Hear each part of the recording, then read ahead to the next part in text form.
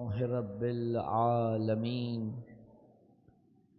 بارئ الخلائق أجمعين فاطر السماوات والأرضين باعث الأنبياء والمرسلين ثم الصلاة والسلام والتحية والإكرام على سيدنا ومولانا أبي القاسم المصطفى محمد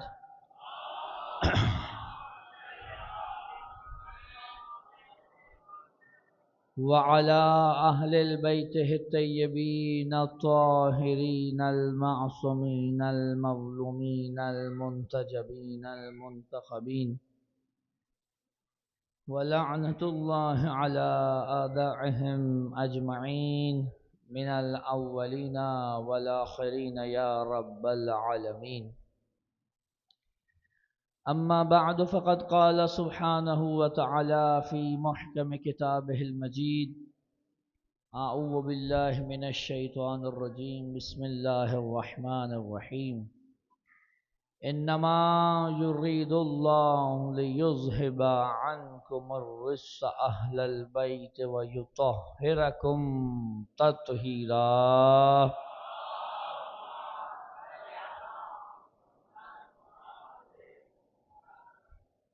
اپنی حاجات کی قبولیت کے لیے، امام وقت کے ظہور میں تعجیل کے لیے، جہاں کہیں مومنین و مومنات آباد ہیں ان کی عزت، مال، جان، آبرو کی حفاظت کے لیے، جو علیل ہیں ان کی شفایابی کے لیے، اور ان مجالس میں جتنے بھی مومنین نے دام درہم سخن قدم حصہ لیا، سب کی توفیقات میں اضافے کے لیے بآواز بلند صلوات عنایت فرمائیں۔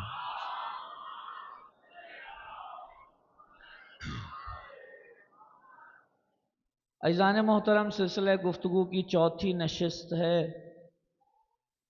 اور آپ کے سامنے جس متن مبارک پر گزارشات پیش کرنے کی سعادت حاصل ہو رہی ہے وہ زیارت جامع کبیرہ ہے۔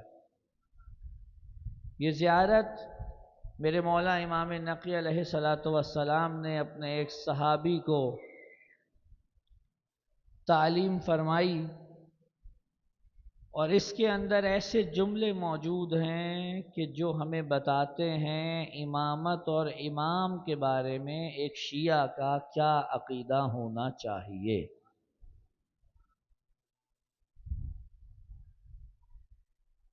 ضروری ہے کہ جتنے بھی اصول دین ہیں، توجہ ہے نا، جتنے بھی اصول دین ہیں ان کے بارے میں انسان کے پاس جو انفارمیشن ہو وہ تحقیقی ہو، تقلیدی نہ ہو۔ یعنی اگر آپ سے کوئی پوچھ لے کہ آپ کیوں مسلمان ہیں، اور آپ جواب دیں چونکہ میرے والدین مسلمان تھے، تو یہ کوئی جواب نہیں ہے۔ اس کا مطلب یہ ہوا کہ خدا نخواستہ اگر آپ ہندو کے گھر میں پیدا ہو جاتے تو ہندو ہوتے، ایسے ہی ہے۔ اجازت صلوات پڑھ لیجئے محمد والے محمد کا۔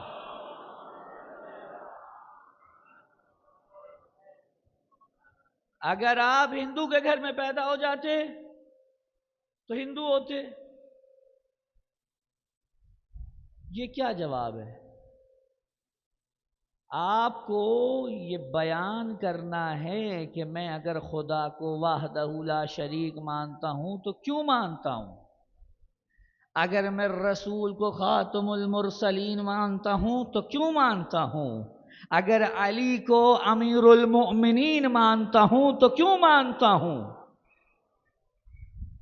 اگر میں خدا کو عادل مانتا ہوں تو کیوں مانتا ہوں، اگر قیامت پر یقین رکھتا ہوں تو کیوں رکھتا ہوں۔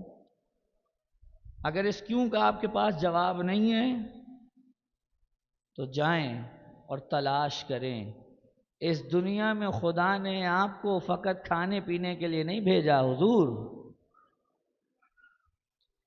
اس دنیا میں خدا نے فقط کھانے پینے کے لیے نہیں بھیجا، کھانا پینا اپنی جگہ پر ہے، لیکن اس کے ساتھ ضروری ہے کہ انسان اس دنیا میں آنے کی وجہ تلاش کرے کہ مجھے خدا نے بھیجا کیوں ہے۔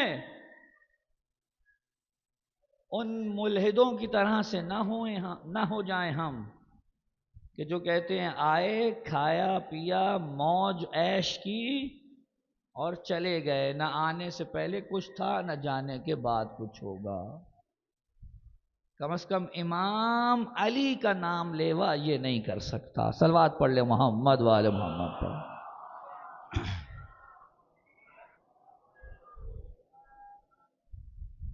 ایک گزارش ہے، آپ تھوڑا تھوڑا اگر آگے آ جائیں اور جتنے لوگ بیٹھ سکتے ہیں وہ ایک دفعہ بیٹھ جائیں تو میں اپنی گفتگو کا آغاز کروں۔ میرے ساتھ ایک مسئلہ ہے، جیسے ہی بیچ میں مجمع میں کوئی انتشار ہوتا ہے میری ساری توجہ اس طرف چلی جاتی ہے۔ صلوات پڑھ لے محمد والے محمد پر۔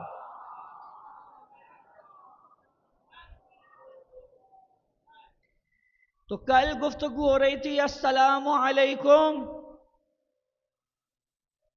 کیا تھا جملہ؟ آگے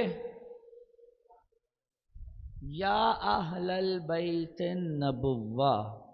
میں پوچھتا ہوں اگلی پچھلی مجلس میں کیا گزرا ہے؟ السلام علیکم یا اہل البیت النبوہ، اے نبوت کے گھرانے، آپ پر میرا سلام۔ یہاں تک آپ ساتھ تھے کل میرے انشاءاللہ، میں نے گفتگو کی اس حوالے سے۔ اگلا جملہ ہے وَمَوْضِعَ الرِّسَالَہ۔ اب یہ موضع الرسالہ کیا ہے؟ دیکھیے، یہ موضع اسم مکان ہے۔ آپ نماز کہاں پڑھتے ہیں؟ مسجد میں۔ مسجد بھی اس میں مکان ہے۔ مسجد یعنی سجدہ کرنے کی جگہ، موضع یعنی کسی چیز کو رکھنے کی جگہ۔ موضع الرسالہ یا موضع الرسالہ یعنی رسالت کو جس جگہ پر رکھا جائے وہ جگہ۔ ہم اہل بیت کو سلام کر رہے ہیں یہ کہہ کر کہ آپ وہ ہیں جس مقام پر رسالت کو رکھا گیا ہے۔ اب یہاں ایک بڑا مسئلہ پیش آ سکتا ہے، پریشان ہیں آپ، مجھے معلوم ہے، اور اسی پریشانی کو دور کرنے آیا ہوں میں۔ ہم کہتے ہیں کہ رسول آخری نبی اور رسول ہیں، اور میرے نبی کے بعد نہ کوئی نبی ہے نہ کوئی رسول۔ ایسا ہی ہے؟ سب کا یقین ہے؟ سب مانتے ہیں؟ تو جب سب مانتے ہیں تو پھر اہل بیت موضع الرسالہ کیسے ہوئے؟ توجہ ہے؟ سب کہتے ہیں مسلمان رسول اللہ آخری نبی ہیں، خاتم النبیین ہیں، تو پھر موضع الرسالہ کیسے ہوئے؟ اگر میں آج یہ سمجھا سکوں میں سمجھوں گا کہ محنت سوارت ہو گئی۔ توجہ جناب، نبی ایک ہی ہیں، وہ ہیں اس امت کے محمد مصطفیٰ صلی اللہ علیہ وآلہ وسلم۔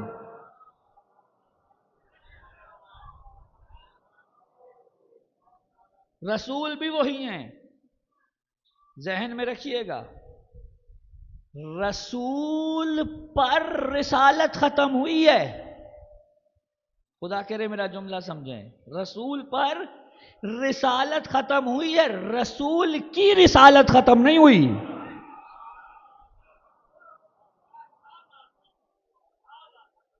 رسول پر رسالت ختم ہوئی ہے، رسول کی رسالت ختم نہیں ہوئی۔ اگر کوئی مجھ سے کہے دلیل کیا ہے تو مجھے دلیل دینے کی ضرورت ہے؟ روز پڑھتے ہیں محمد رسول اللہ محمد رسول اللہ محمد رسول اللہ، کبھی کسی نے ترجمہ کیا محمد اللہ کے رسول تھے؟ سب کہتے ہیں محمد اللہ کے رسول ہیں، مطلب رسالت جاری ہے۔ بھئی توجہ فرمائیں حضرات، یعنی رسالت جاری ہے نہیں، میں دوسری طرح سے لے کے آتا ہوں، انبیاء کو خدا نے معجزات دیے ساروں کو دیے؟ یار ساتھ ساتھ بولیں، آپ بہت ٹائم لگا رہے ہیں میرے ساتھ ہونے میں، ساروں کو دیے؟ نبی کی نبوت کے اس بات کے لیے معجزہ ضروری ہے۔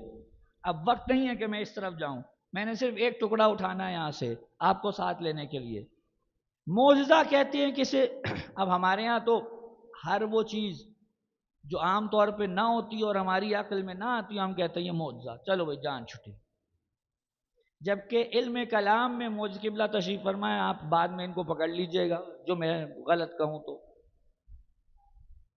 معجزہ اسے کہتے ہیں کہ نبی یا امام، توجہ فرمائیں، نبی یا امام اپنے منصب الہی کو ثابت کرنے کے لیے سامنے والوں کے طلب کرنے پر بطور چیلنج جس چیز کو پیش کرے اسے معجزہ کہتے ہیں۔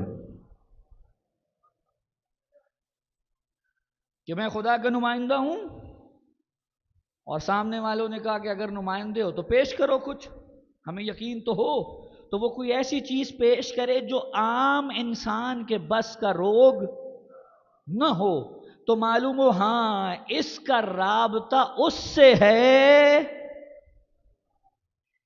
کہ جو مسبب الاسباب ہے، جو ایسی قوت عطا کر سکتا ہے۔ توجہ فرما لی حضرات نے؟ حضرت موسیٰ کو کون سا معجزہ ملا؟ عصا، ید بیضا۔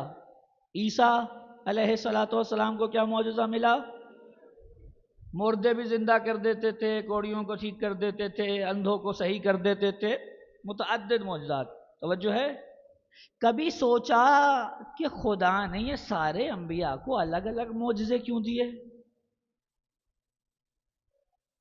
اگر معجزہ دینا ہی تھا سب کو ایک سا دیتا، یونیفارم ہو جاتا معاملہ۔ جیسے ہی موسیٰ مردہ زندہ کرتے اور اس کے بعد عیسیٰ زندہ کرتے، اس کے بعد رسول زندہ کرتے، سب کہتے ہاں یہ سارے ایک ہی لڑی کے ہیں۔ ذہن میں آتا ہے خیال؟ کبھی نہیں آیا تو اب لے آئیں۔ یہی سوال میرے مولا امام رضا علیہ السلام سے،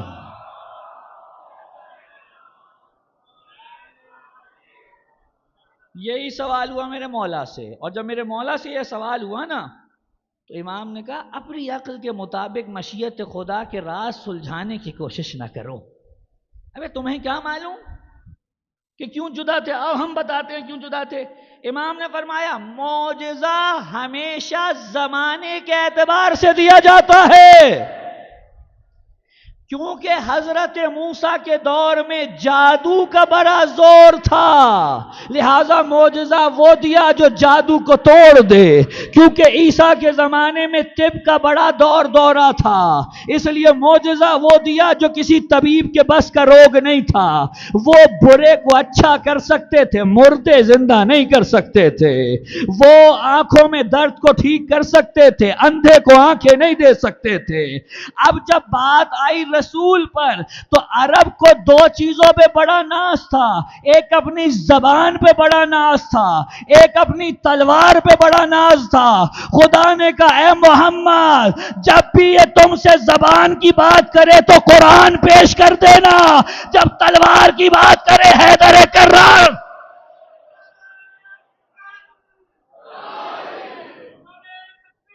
اللہ اکبر یا رسول۔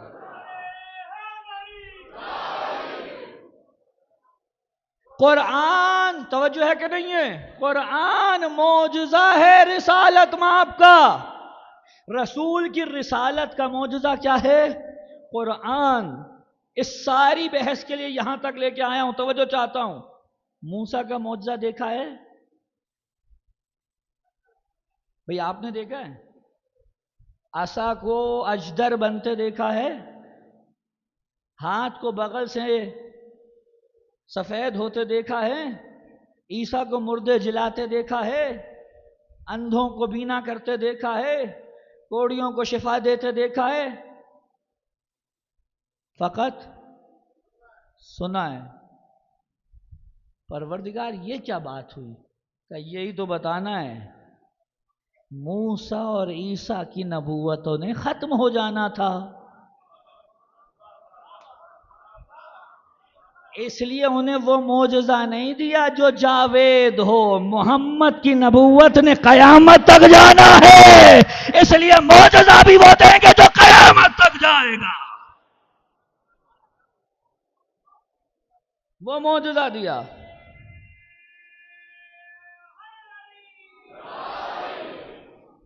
تو بات واضح ہو گئی، محمد اللہ کے رسول تھے نہیں، محمد اللہ کے رسول ہیں۔ اور اگر اجازت دیں تو ایک جملہ کہوں، ظاہراً آج کل بڑی ترقی ہو رہی ہے، اور یہ ترقی مادیات کی طرف انسان کو کھینچ رہی ہے۔ جب بھی ہم لفظ ترقی کی بات کرتے ہیں تو ہمارا تو مادہ پرست دل اور دماغ ہمیں فوراً مادے کی طرف کھینچتا ہے۔ ہم نے کبھی یہ نہیں پوچھا ترقی کے باب میں کہ یہ بتاؤ روح نے کتنی ترقی کی۔ ہم نے فوراً یہ پوچھا کہ یہ بتاؤ ہماری جسمانی آسائشیں فراہم کرنے کے باب میں کتنی ترقی ہوئی۔ ایسے ہی ہے، آپ پریشان ہو جاتے ہیں پریشان، اسی لیے آیا ہوں آپ کو پریشان کرنے۔ روح کی ترقی کے کسی کی کوئی توجہ نہیں ہے۔ کس پہ توجہ ہے؟ مادی۔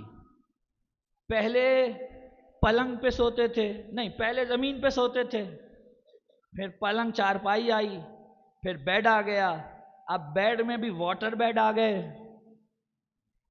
تو جو ہے ترقی ہو رہی ہے۔ پہلے پنکھا بھی نصیب نہیں ہوتا تھا، اب اے سی آ گئے، ترقی ہو رہی ہے۔ کس کے لیے؟ بدن کے لیے، جسم کے لیے۔ روح کی ترقی کہاں گئی؟ اور آج کل اسی وجہ سے ایک بہت بڑی تناؤ کسی کیفیت ہے دین میں اور سائنس میں، جبکہ ہونی نہیں چاہیے۔ میرے جوان دوستوں کے لیے جملہ کہہ رہا ہوں، مجھے معلوم ہے گفتگو اب یہاں سے تھوڑی سی آپ کے لیے خشک ہو جائے گی، لیکن میں نے تو کہنا ہے بھائی، دین اور سائنس میں تناؤ کی کیفیت ہونی نہیں چاہیے، کیونکہ سائنس کا ڈومین اور ہے، دین کا ڈومین اور ہے۔ سائنس بس اس چیز پہ بات کرنے کا حق رکھتی ہے جو لیبارٹری کے اندر ٹیسٹ کیا جا سکتا ہو، جو مادے کی حد تک ہو۔ سائنس بس اس پہ بات کر سکتی ہے جہاں مادے سے بات ماورائے مادہ میں منتقل ہو۔ سائنس کا ڈومین ہے ہی نہیں کہ بات کرے، یہ بات دین کرے گا۔ اسی لیے ہمیشہ سے یہ ہو رہا کہ جب بھی سائنسدان کچھ پیش کرتے تھے کہ بھئی ہم نے یہ ایک تحقیق نکالی ہے، تو ہوتا یہ تھا کہ علماء اسلام یہ کہتے تھے یہ تو پہلے سے ہمارے ہاں ہے، یہ تو ہمارے فلاں نبی نے کہا، فلاں امام نے کہا، فلاں عالم نے کہا، یہ اکثر ہوتا رہا ہے۔ صحیح غلط ابھی میں اس پہ بات نہیں کرتا، لیکن ایک بات ذہن میں رکھیے گا، سائنس جتنی بھی ترقی کر لے وہ دین کی جگہ نہیں لے سکتی، نہیں لے سکتی۔ یہ اس لیے نہیں کہہ رہا ہوں کہ میں مولوی ہوں اور مجھے سائنس سے مشکل ہے، الحمدللہ میں نے بھی کوالیفیکیشن پوری کر رکھی ہوئی ہے، کوئی ایسا مسئلہ نہیں ہے۔ سائنس دین کی جگہ نہیں لے سکتی، جو اس کا ڈومین ہے اس میں کام کرے، ہمیں کوئی مسئلہ نہیں ہے۔ درست ہے کہ آج سائنس اس مقام پر پہنچ چکی کہ بڑے بڑے سمندروں میں ایسے ایسے پل بنائے ہیں کہ لوگ آرام سے اس پہ سے گزر سکتے ہیں، لیکن وہ حضرت موسیٰ کی طرح سے سمندر کو دو لخت نہیں کر سکتے۔ درست ہے کہ سائنس اس مقام پہ پہنچ گئی ہے کہ بڑے بڑے وزنی منوں ٹنوں کے حساب سے بحری بیڑے سمندر میں چلانے کی قابلیت رکھتے ہیں، لیکن نوح کی طرح سے نہ ڈوبنے والا سفینہ نہیں بنا سکتے۔ درست ہے کہ منوں ٹنوں وزنی ہوائی جہاز آپ ہوا میں چلا سکتے ہیں، مگر حضرت سلیمان کی طرح ہوا کو بساط نہیں بنا سکتے۔ یہ بھی درست ہے کہ آپ کے قیمتی انجیکشنز میں یہ قوت ہے کہ وہ جاتے ہوئے قافلہ حیات کو کچھ دیر روک سکتے ہیں، مگر وہ مردے کو زندہ نہیں کر سکتے۔ اور یہ بھی درست ہے کہ آپ سولر پینلز لگا کر سورج کی کرنوں کو اسیر کر سکتے ہیں، مگر ڈوبا ہوا سورج پلٹا۔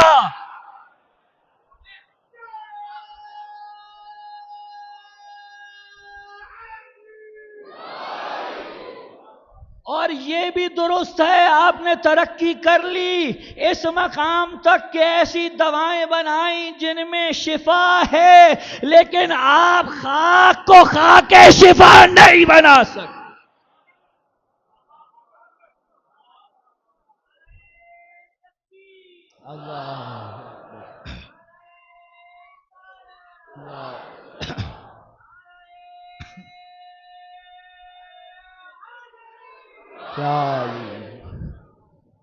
نہیں کر سکتے آپ، کر سکتے ہوتے تو زور لگا لیتے، نہیں کر سکتے۔ یہ ڈومین دین کا ہے، یہ کام مسبب الاسباب کے ذریعے ہو سکتا ہے۔ توجہ ہے کہ نہیں ہے؟ تو بات ہو رہی تھی کیا جی؟ کیا بات ہو رہی تھی؟ نہیں اصل بات کیا ہو رہی تھی مجھے یاد ہے، میں آپ سے پوچھ رہا ہوں۔ رسالت قیامت تک جانی ہے، ایسا ہی ہے؟ رسول پر رسالت تمام ہوئی ہے، رسول کی رسالت تمام نہیں ہوئی۔ اور اب رسول کتنے سال رہے زندہ؟ 63، ٹھیک ہے جی، 63، 63 سال، ٹھیک ہے جی۔ ان میں سے کتنے سال تبلیغ دین فرمائی؟ 23 سال۔ اب سوال یہ ہے کہ 23 سال میں تو رسول نے رسالت پہنچا دی، اور اب رسول چلے گئے اس دنیا سے، رسالت نے قیامت تک جانا ہے، تو اب ہمیں رسول کی ضرورت تو نہیں ہے، لیکن کوئی کار رسالت کرنے والا تو ہو۔ بھئی توجہ نہیں فرما رہے حضرات، رسول نہیں چاہیے، رسول نہیں چاہیے، لیکن کوئی کار رسالت انجام دینے والا تو ہو۔ نہیں، بات نہیں پہنچی۔ آپ مجھے ہر جملے پہ پتہ نہیں 15 منٹ پیچھے لے جاتے ہیں۔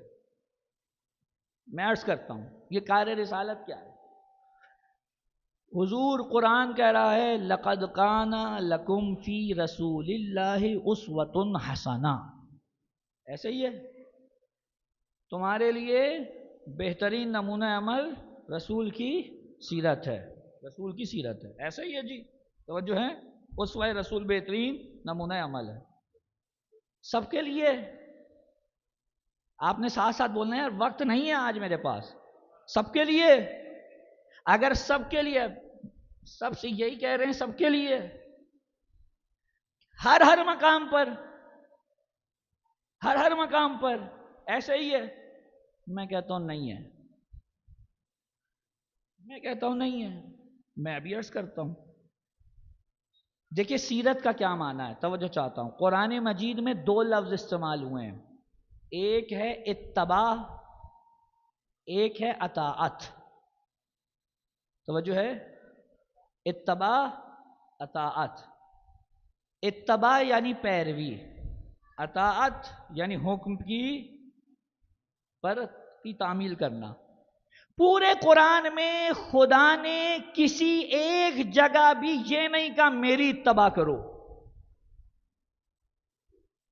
توجہ، پورے قرآن میں کسی ایک جگہ بھی یہ نہیں کہا میری اتباع کرو، کہا میری اطاعت کرو۔ اور جہاں اتباع کی بات آئی تو کہا رسول کی کرو۔ کیوں؟ فرق کیا ہے؟ اطاعت فقط حکم کی بھی ہو سکتی ہے، لیکن پیروی کے لیے ضروری ہے پہلے کوئی کر کے دکھائے اور پھر اس کے نقش قدم پہ چلا جائے۔ اس کو کہتے ہیں پیروی، اتباع، اطاعت۔ خدا نے حکم دیا آپ کیجئے۔ سوال یہ ہے، توجہ، کہ آپ ہر مقام پر رسول کی پیروی کر سکتے ہیں؟ بولیے نا، نہیں کر سکتے۔ کیوں؟ قرآن تو کہہ رہا ہے کہ بہترین نمونہ عمل ہے۔ قرآن کہہ رہا ہے بہترین، آپ ہر مقام پہ رسول کی پیروی کر سکتے ہیں؟ میں بھی یہی کہہ رہا ہوں، نہیں کر سکتے، نہیں کر سکتے۔ میں عرض کرتا ہوں، رسول یہ تو بتا سکتے ہیں کہ ایک زوجہ کو اپنے شوہر کے ساتھ کیسا رویہ اختیار کرنا چاہیے، کر کے دکھا سکتے ہیں۔ یار پریشان آپ بھی ہوتے ہیں اور مجھے بھی کر دیتے ہیں، پھر کر کے دکھا سکتے ہیں۔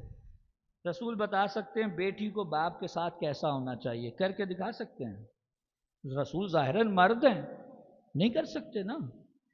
رسول بتا سکتے ہیں بہن کو بھائی کے ساتھ کیسا ہونا چاہیے، کر کے دکھا سکتے ہیں؟ نہیں دکھا سکتے۔ رسول بتا سکتے ہیں ماں کو بچوں کی تربیت کیسے کرنی چاہیے، کر کے دکھا سکتے ہیں؟ نہیں دکھا سکتے نا۔ توجہ ہے کہ نہیں ہے؟ تو اب اس مقام پر اطاعت ہو سکتی ہے لیکن پیروی نہیں ہو سکتی، اور اسوے کے لیے ضروری ہے پہلے کوئی کر کے دکھائے۔ تو بس اب ضرورت ہے کوئی ایسی مستور ہو جو کر کر دکھائے، خواتین اس کی سیرت پر عمل کریں، عمل اس کی سیرت پہ ہو رہا ہو، لکھا رسول کی سیرت میں جا رہا ہو۔ توجہ ہے؟ اس کو کہتے ہیں شریک کار رسالت ہونا۔ بھئی توجہ ہے کہ نہیں ہے؟ فاطمہ نعوذ باللہ نبی تھوڑی ہے، فاطمہ نعوذ باللہ رسول تھوڑی ہے، علی رسول نہیں ہے، لیکن 23 سال کے عرصے میں رسول جو کچھ کر کے دکھا سکتے تھے دکھا دیا۔ اب اس کے بعد کی بات کون بتائے گا، اس کے بعد کی کہانی کون سمجھائے گا؟ تو اب جملہ دے رہا ہوں، مجھے نہیں معلوم اسے کون کس طرح محفوظ کرے گا۔ بعد رسول امام کی ضرورت فقط اس لیے نہیں ہے کہ وہ یہ بتائے کہ رسول کیا کرتے تھے، بلکہ اس لیے ہے کہ بتائے اگر آج رسول ہوتے تو کیا کرتے۔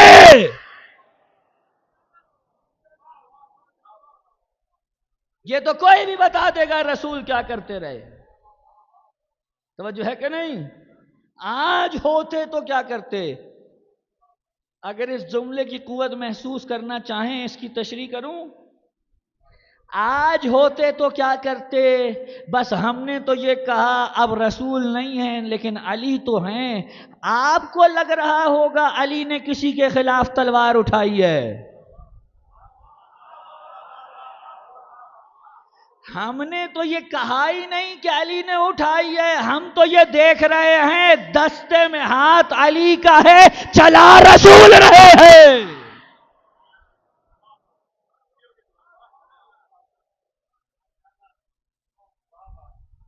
یزید رسول سے بیعت طلب کر رہا ہے، حسین سے نہیں۔ بھئی توجہ ہے کہ نہیں ہے؟ جو شریک کار رسالت ہو اس کے کام سارے رسول کے کھاتے میں جاتے ہیں۔ اسی لیے تو ہم کہتے ہیں جس کو چاہے رسول کا جانشین بنا لیجئے، بس اتنا پہلے سوچ لیجئے گا جس کو بھی بنائیں گے اس کے سارے اعمال رسول کے کھاتے میں جائیں گے، سارے اعمال رسول کے کھاتے میں جائیں گے۔ اور ہم نے کسی ایسے کو بنایا ہی نہیں کہ جس کی وجہ سے ہمیں بھی شرمندگی ہو اور پھر ہمیں یہ کہتے ہوئے بھی شرمندگی ہو کہ اس کے اعمال رسول کے کھاتے میں۔ توجہ ہے کہ نہیں؟ آپ کبھی بھی رسول کی زندگی میں، توجہ چاہتا ہوں، رسول کی زندگی میں کبھی آپ یہ مرحلہ نہیں دیکھیں گے کہ رسول یہ کہیں کہ دیکھو میں جو تم سے باتیں کرتا ہوں نا، ساری باتوں پہ یقین نہ کیا کرو۔ عین ممکن ہے کہ میں کوئی بات کروں اور بعد میں وہ غلط ہو جائے، ایسا مرحلہ رسول کی زندگی میں آپ نہیں دیکھیں گے۔ رسول جو بات کر رہے ہیں وہ حکم خدا سے کر رہے ہیں، یہ وہی کہہ رہے ہیں جو وحی کہہ رہی ہے، ساری بات خدا کے حکم سے ہو رہی ہے۔ تو اب جو منبر رسول پہ آئے وہ شریک کار رسالت ایسا تو ہو کہ جب بات کرے تو اپنی بات پر اسے خود تو یقین ہو۔ نہیں، آپ میری بات ہی نہیں سمجھ پا رہے، آپ چاہ رہے میں پوری بات کروں۔ جناب اگر کبھی آپ کو یہ جملہ سنائی دے کہ اے لوگوں میں تم سے بہتر نہیں ہوں، اگر تو میں صحیح چلوں تو میرے پیچھے چلنا، اور اگر میں دائیں بائیں ہوں تو مجھے سیدھا کر دینا۔ اس کا مطلب یہ ہے کہ جگہ غلط چن لی گئی ہے۔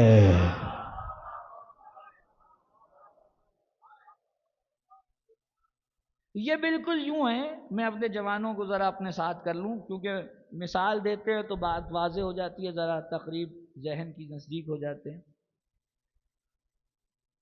میں نے یہاں سے کراچی جانا ہوں تو میں فیصل آباد کے ایئرپورٹ پہ جاؤں اور ان سے کہوں لائے جناب مجھے ٹکٹ دیجئے۔ میں نے ٹکٹ لیا اور ٹکٹ لینے کے بعد انہوں نے مجھے بورڈنگ کارڈ دیا، کہا جا کر انتظار کیجئے ویٹنگ روم میں، اور پھر کچھ دیر کے بعد اعلان ہوا کہ جناب والا کراچی کی فلاں پرواز بھرنے کو تیار ہے، آپ تشریف لے آئیے۔ اور ہم جا کر بیٹھے سیٹ پر اور اعلان ہوا کہ اپنی بیلٹیں کس لیں، اور اب ہم جہاز کو اڑانے جا رہے ہیں۔ اور جب جہاز رن وے پہ آیا تو اعلان ہونا شروع ہوا کہ جناب مثال کے طور پہ کہ ہم فلاں رفتار کے ساتھ 30,000 فٹ کی بلندی پہ پرواز کرتے ہوئے 1.25 گھنٹے میں 1.5 گھنٹے میں یہاں سے کراچی لینڈ کر جائیں گے۔ میں مطمئن ہو گیا کہ چلو یار 1.25 گھنٹہ ملا، سو لیتا ہوں۔ جیسے ہی جہاز 20,000 فٹ کی بلندی پہ پہنچا، جو آگے کارپٹ میں بیٹھا تھا کیپٹن، اس نے مائک کھولا اور اس پہ ایک اعلان کیا کہ اے لوگوں میں تم سے بہتر نہیں ہوں۔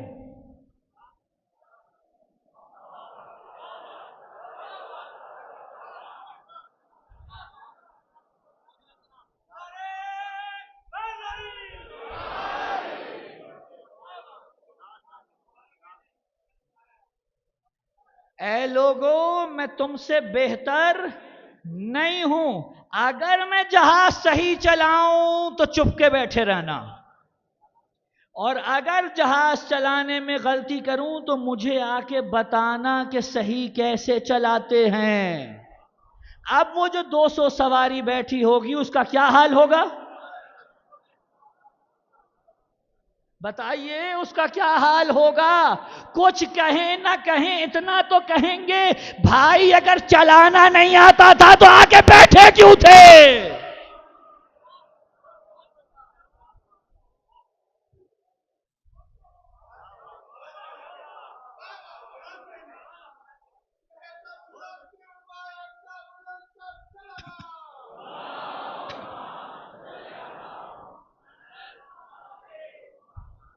آگے بیٹھے کیوں تھے؟ جب آپ کو نہیں معلوم تھا تو آپ نے اس کام کو چنا کیوں؟ اور اگر خدا نہ خواستہ یہ جہاز عافیت کے ساتھ لینڈ کر گیا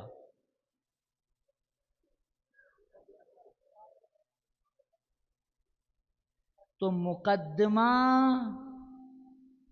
اس کیپٹن کے خلاف نہیں چلے گا، مقدمہ چلے گا اس کمپنی کے خلاف جس نے لا کر بٹھایا تھا۔ بھائی توجہ ہے یا نہیں ہے؟ مقدمہ اس کمپنی کے خلاف چلے گا جس نے لا کر بٹھایا تھا۔ دین خدا کا ہے، کسی ایسے کو شریک کار رسالت نہ بنائیے گا جس کی وجہ سے خدا کا دامن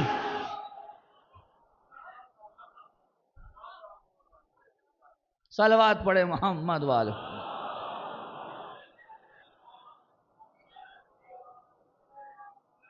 بات پہنچ گئی. ہر کوئی شریک کار رسالت نہیں ہو سکتا. شریک کار رسالت وہ ہوگا کہ جس پہ ہم مطمئن ہوں کہ یہ جو کام کر رہا ہے یہ ظاہر میں اس کے ہاتھ ہیں، ظاہر میں اس کے قدم ہیں، لیکن مقام یہ ہے کہ ہاتھ 14 ہیں مگر کام ایک ہے، قدم 14 ہیں مگر اقدام ایک ہے، کان 14 ہیں مگر سماعت ایک ہے، زبانیں 14 ہیں مگر گفتار ایک ہے.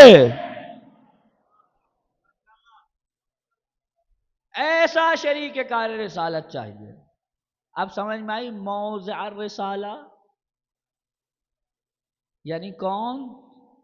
یعنی وہ جو کار رسالت کو آگے بڑھانے والے ہیں. رسول تو 23 سال زندگی گزار کے چلے گئے، کسی کو تو تیار کر کے جائیں. اور اب سنیے میرے مولا علی کیا کہتے ہیں. اللہ اکبر، میری جان قربان میرے مولا کے قدموں کی خاک پر. علی کیا کہتے ہیں؟ کہا تمہیں کیا معلوم مجھے رسول سے کیا قرابت ہے؟ میں چھوٹا سا تھا جب رسول مجھے اپنے ساتھ لے آئے، رسول کے سینے پہ سوتا تھا، رسول پہلے لقمہ خود چباتے تھے اور پھر چبا کر میرے منہ میں ڈالتے تھے، ایسے جیسے کبوتر کا بچہ اپنے باپ سے اپنا رزق لیتا ہے. رسول مجھے مادی رزق بھی دیتے تھے، مانوی رزق بھی دیتے تھے. اور اب عجیب جملہ کہا علی نے، کہا بچپن سے رسول کے ساتھ رات کو بستر پہ سینے پہ سوتا تھا اور میں اس وقت بھی نبوت کی بو سونگھتا تھا. یہ نہیں کہا نبی کی بو سونگھتا تھا، نبی کی بو بہت نے سونگھی ہوگی، نبوت کی بو سونگھنے کے لیے علی سا شامہ چاہیے. علی سا شامہ ہو تو کوئی سونگھے. اور یہاں یہ بات بھی علی نے طے کر دی، لڑتے رہو تم مسلمانوں 40 سال پہلے یا 40 سال بعد. علی تو کہہ رہے ہیں ہم تو اس وقت بھی رسول سے نبوت کی بو سونگھتے تھے. بھئی توجہ ہے کہ نہیں ہے؟ خطبہ قاصعہ نہج البلاغہ علی نے عجیب جملے کہے ہیں کہ جب پہلی وحی نازل ہو رہی تھی میں دیکھ رہا تھا. قبلہ تشریف فرمائیں، تصحیح کروا لیجئے گا. خطبہ قاصعہ نہج البلاغہ علی کیا کہہ رہے ہیں؟ جب پہلی وحی نازل ہو رہی تھی میں دیکھ رہا تھا، وحی نازل ہوئی، ایک چیخ سنائی دی. میں نے رسول سے کہا یا رسول اللہ یہ چیخ کیسی ہے؟ کہا علی یہ شیطان کی چیخ ہے. مجھ پہ جو وحی نازل ہوئی تو اب وہ اپنی عبادت کروانے سے نا امید ہو گیا، اس لیے اس نے چیخ ماری. یہاں تک تو رسول نے کہا. اگلا جملہ سنیں گے رسول نے کیا کہا؟ کہ یا علی تو وہی دیکھتا ہے جو میں دیکھتا ہوں، تو وہی سنتا ہے جو میں سنتا ہوں، بس فرق یہ ہے میں نبی ہوں اور تو میرا وزیر ہے.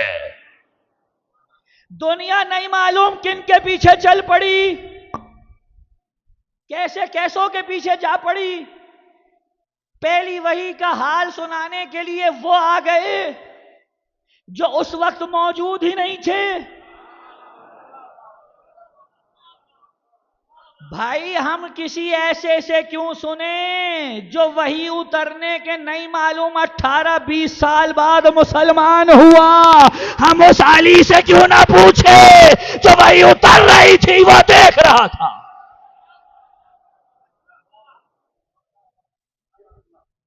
اور آپ کو اس میں کوئی ادھر ادھر کی بات نظر نہیں آئے گی۔ علی نے رسول کا جو تعارف کرایا وہ کیا تعارف ہے؟ نہ رسول کا دل گھبرایا، نہ رسول کا دل اکتایا، نہ رسول کو خودکشی کرنے کا جی چاہا، نہ رسول پریشان ہوئے، نہ رسول نے یہ کہا کہ مجھے تو پڑھنا نہیں آتا۔ یہ کوئی بات علی نے نقل نہیں کی۔ علی نے تو آگے بڑھ کے کہا کہ شیطان کی آواز آئی، رسول نے بتایا کیوں چیخ رہا تھا۔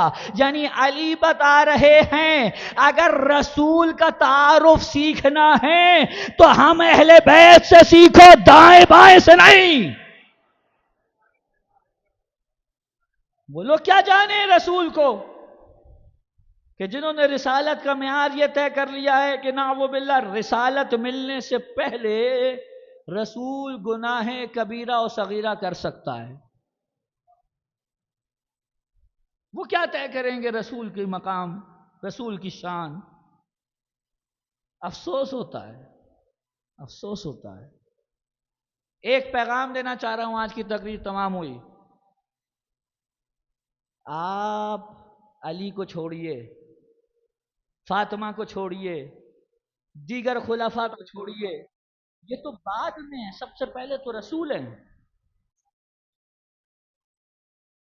آپ کسی بھی کی بھی بات کرنے سے پہلے رسول کی بات کریں۔ مجھے افسوس ہوتا ہے، افسوس ہوتا ہے دنیا کو رسول کے غلاموں کی مقام کی کمی زیادتی دکھائی دیتی ہے، مگر خود رسول کے مقام کی کمی زیادتی دکھائی نہیں دیتی، رسول کے مقام کی توہین دکھائی نہیں دیتی۔ یقین کر لیجئے اگر رسول کو صحیح معنوں میں جاننا چاہتے ہیں، آپ کو اہل بیت کے سوا رسول کا تعارف نہیں کرا سکتا کوئی، ممکن ہی نہیں ہے۔ ایک ایسے مقام پر رسول کا تعارف، اور یہی سے طے ہوتا ہے، توجہ ہے کہ نہیں ہے؟ یہی سے طے ہوتا ہے جب رسول کا معیار یہ ہے تو پھر جو شریک کار رسالت ہو ان کا کیا معیار ہونا چاہیے؟ رسول معصوم ہیں، شریک کار رسالت معصوم ہونا چاہیے۔ رسول عالم ہے، شریک کار رسالت عالم ہونا چاہیے۔ وہ رسول، ابھی آپ نے جملے سنے ہیں اور یہ تو قرآن کا جملہ ہے، خیر لیکن انٹرپریٹ غلط کر دیا جاتا ہے، کیا کریں؟ ایک لقب ہے رسول کا امی، ہاں؟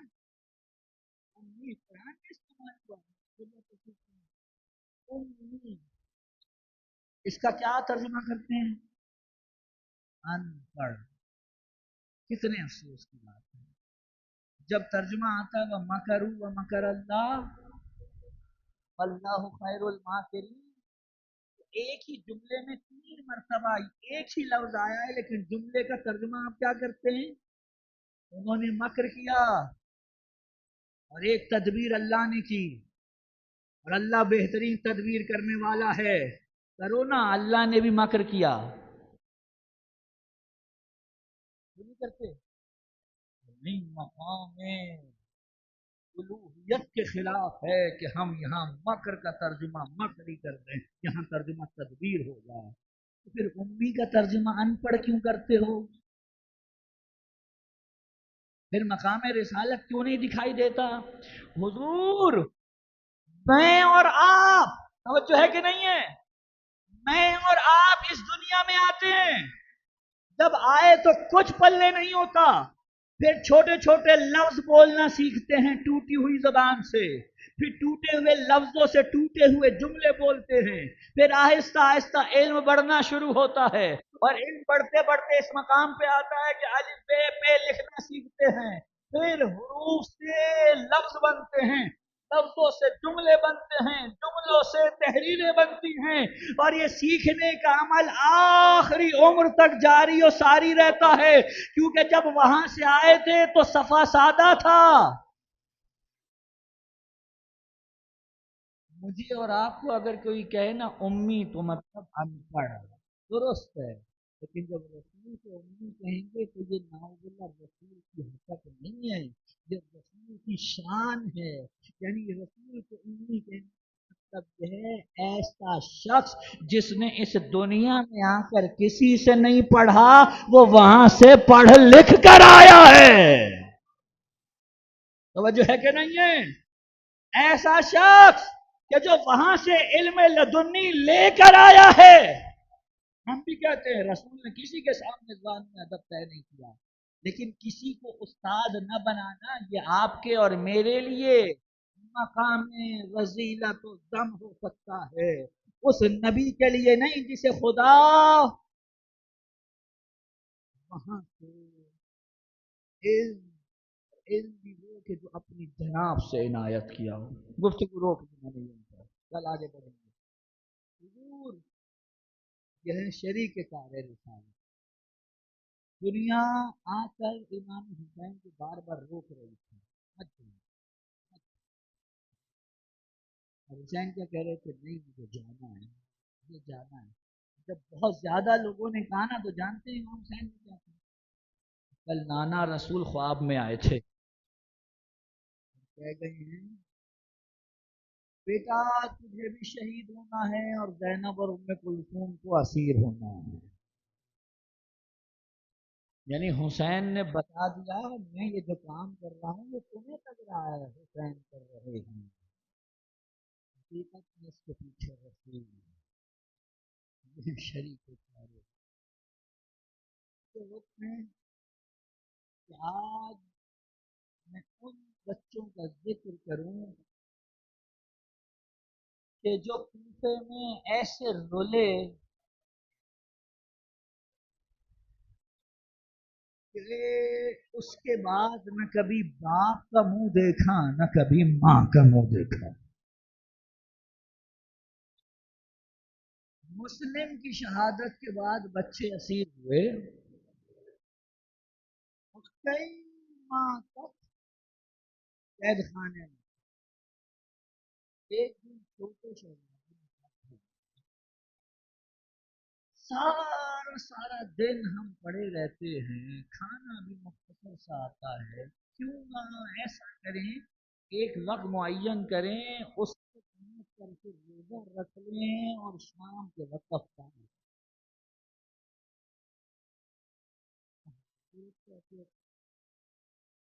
دو چار دن گزرے، کہنے لگا بھیا یہ روز جو شیخ آتا ہے، یہ بوڑھا جو آتا ہے ہمیں کھانا دیتا ہے، نہ کبھی کچھ کہتا ہے نہ کبھی کچھ بولتا ہے، نہ ہم نے کبھی اس سے کوئی بات کی، آتا ہے کھانا رکھتا ہے چلا جاتا ہے، کیوں نہ اس سے بات کریں، کیا پتہ ہم پہ کوئی رحم کرے۔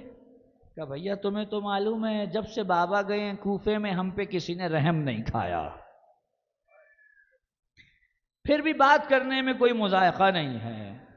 جب وہ آیا کھانا رکھ کے جانے لگا، کہنے لگا شیخ ذرا بیٹھ جا تجھ سے کچھ بات کرنی کا، بتاؤ کیا بات ہے؟ کہ بات یہ ہے یہ بتاؤ کیا محمد عربی کو جانتے ہو؟ کہا کیسے نہیں جانوں گا، کلمہ گو ہوں، مسلمان ہوں۔ کہ اگر محمد عربی کو جانتے ہو تو پھر ان کے بھائی علی کو بھی جانتے ہوگے۔ علی کا نام آیا، کان کھڑے ہو گئے، دائیں بائیں دیکھا، کہاں جانتا ہوں مولا ہے میرے۔ کہ اگر علی کو جانتے ہو تو پھر ان کے بھائی عقیل کو بھی جانتے ہوں گے۔ کہاں جانتا ہوں، لیکن تم کیوں یہ سارے نام لے رہے ہو؟ کہنے لگے اگر جان کی امان پائیں تو عرض کریں۔ کہ بولو کیا معاملہ ہے؟ کہ عقیل کا ایک بیٹا بھی تھا مسلم، کہاں وہی جسے کوفے والوں نے گلیوں میں در بدر لاشے کو کھینچتے پھرے تھے، کہاں وہی مسلم کا، لیکن تم کون ہو؟ کہ ہم اسی مسلم کے یتیم ہیں۔ یہ جملہ سنا تڑپ گیا، بیٹھ گیا زمین پہ، کہا میں کیا جواب دوں گا فاطمہ کو؟ ارے یہ بچے میری قید میں تھے۔ کہنے لگا اے میرے بچے، اے شہزادو، میں تمہیں آج رات آزاد کر دوں گا، میرے ساتھ جو ہوتا ہو میں جھیل لوں گا، تمہیں میں آزاد کر دوں گا۔ عزادارو رات کے کسی پہر آیا، کہنے لگا شہزادو جلدی سے اٹھو، بچوں کو لے کے باہر نکلا، رات اندھیری تھی، کہنے لگا وہ سامنے ایک قافلہ ہے جو مدینے جا رہا ہے، اس کے ساتھ ساتھ ہو جاؤ مدینے پہنچ جاؤ گے۔ انہیں کیا معلوم مدینے پہنچنے کا فائدہ کوئی نہیں، مدینے کی سرکار لٹ گئی، سرکار مدینہ لٹ گئی۔ عزادارو بچے کتنا تعاقب کر لیتے، وہ تیزی سے بڑھتے گئے، بچے رستہ بھٹک گئے، رستہ کھو گئے۔ عزادارو دن کا چاندنا نکلنا شروع ہوا نا تو بچوں نے چھپنے کے لیے کوئی جگہ دیکھا ایک پانی کی جگہ تھی اور اس کے اوپر ٹال تھی، ٹال پہ چڑھ کے بیٹھ گئے۔ ایک بی بی آئی پانی بھرنے کے لیے، اس نے دیکھا دو چاند سے چہرے، پانی میں ان کا عکس آ رہا ہے۔ سر اٹھا کے کہا ارے تم کون ہو؟ کہا ہم مسلم کے یتیم ہیں۔ یہ سنا کہ ارے میری جو مالکن ہیں وہ مومنہ ہے، چلو آؤ تمہیں گھر لے چلوں۔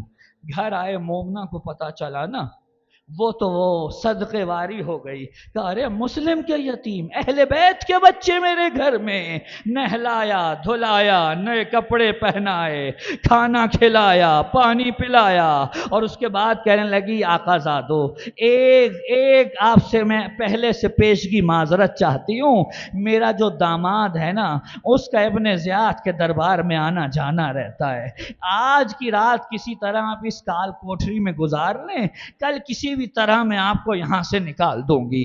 عزادارو شہزادے کوٹری میں گئے، وہ لعین رات کے کسی پہر شراب کے نشے میں دھت ہو کر گھر آیا اور بڑبڑا رہا تھا نہیں معلوم کہاں گئے وہ بچے جو ابن زیاد کے قید خانے سے بھاگے، اگر مل جائیں تو بڑا انعام ملے۔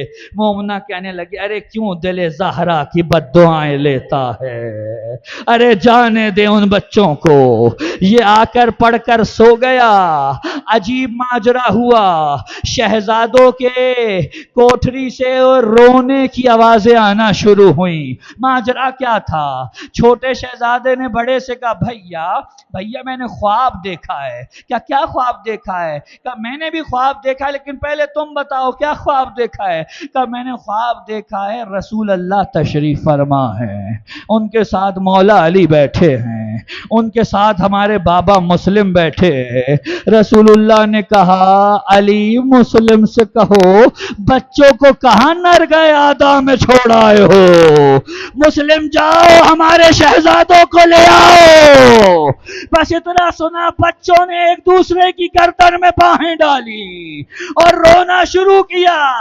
جب آواز کریا بلند ہوئی اس لعین کے کانوں سے ٹکرائی، ایک مرتبہ کہنے لگا یہ کون ہے جو ہمارے گھر میں رو رہا ہے؟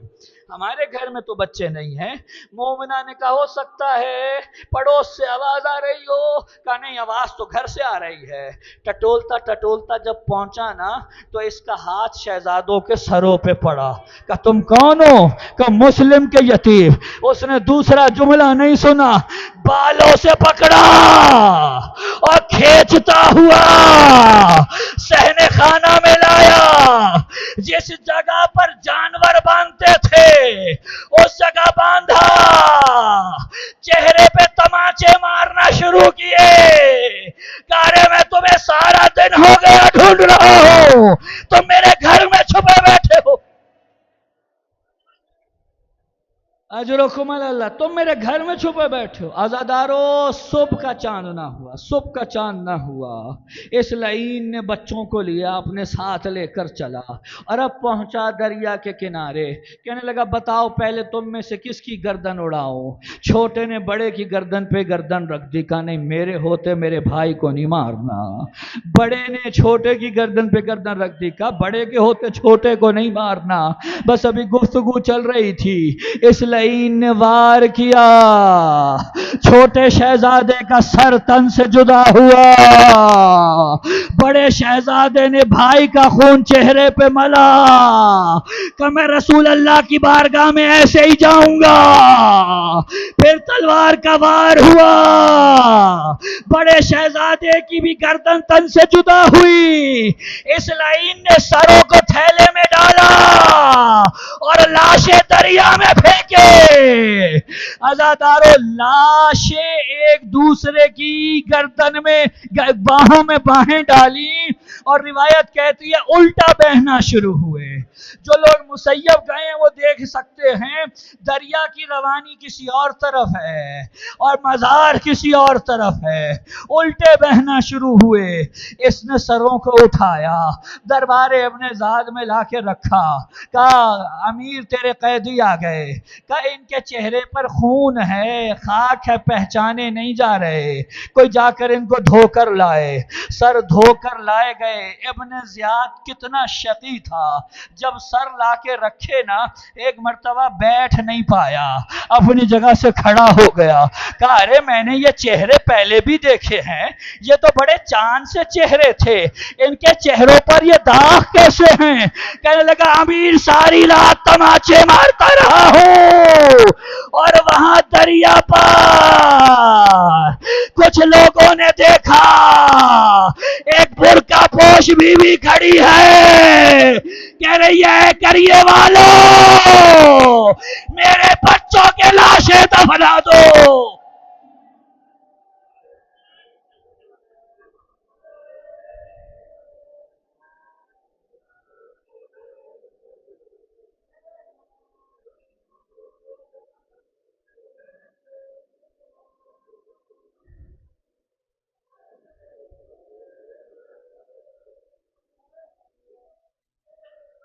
انا للہ و انا الیہ راجعون۔